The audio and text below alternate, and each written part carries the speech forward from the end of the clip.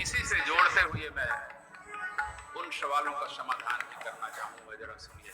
बिल्कुल वहीं रहिएगा आप जहां से मैं बोल रहा हूं।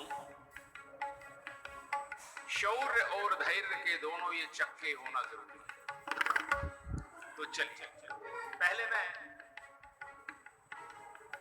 आपको ये बता देना चाहता हूं, यदि आप साधक हैं, यदि आप साधना करना चाहते हैं, तो सबसे पहले इन दो चक्कों पर थोड़ा नजर रखिए। एक है शौर्य का, एक है धैर्य का। एक सवाल आया है मेरे पास, उसमें लिखा है, आदरणीय श्री संत जी चरण स्पर्श। चलो भाई खुश रहो।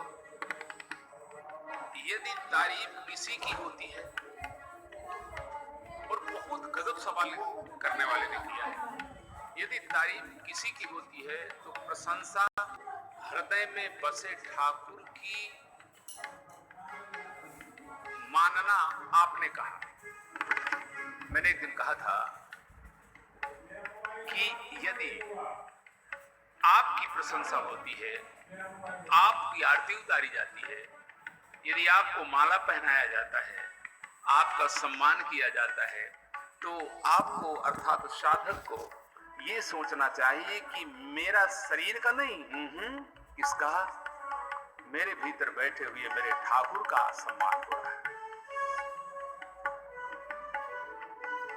यदि कोई कटु वचन कहे, देखिएगा जरा क्या गजब का सवाल है। यदि कोई कटु वचन कहे या मन के विपरीत वाणी, तो क्या जवाब नहीं दे?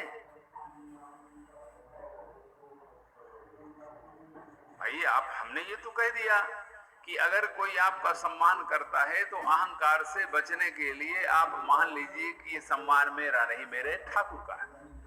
लेकिन अगर हमें कोई गाली देता है, हमें कोई कटु वचन बोलता है, तो क्या जवाब नहीं दें? लगता तो प्रशंसा से ज्यादा गहरा वचन है। जब कोई किसी को कटु वचन बोलता है तो जितनी जल्दी जिस तीर की भांति प्रशंसा के शब्द हृदय पर नहीं छू पाते, पहुंच पाते, उससे अनंत गुना ज्यादा तीव्र गति पर किसी के द्वारा कहे हुए वचन सीधे छाती में चीर जाते हैं। यही ना आपके कहने का मतलब? प्रशंसा से ज्यादा गहरा है, असरदार है कटु वचन। तो क्या भगवान को बुरा नहीं लगता? बहुत बहुत धन्यवाद आपको पूछने वाला। ये बुरा लगना और भला लगना, ये केवल एक ही स्थिति पर आता है जब हमारा अहंकार किसी न किसी रूप में हमारे ऊपर अधिकार करके बैठा है।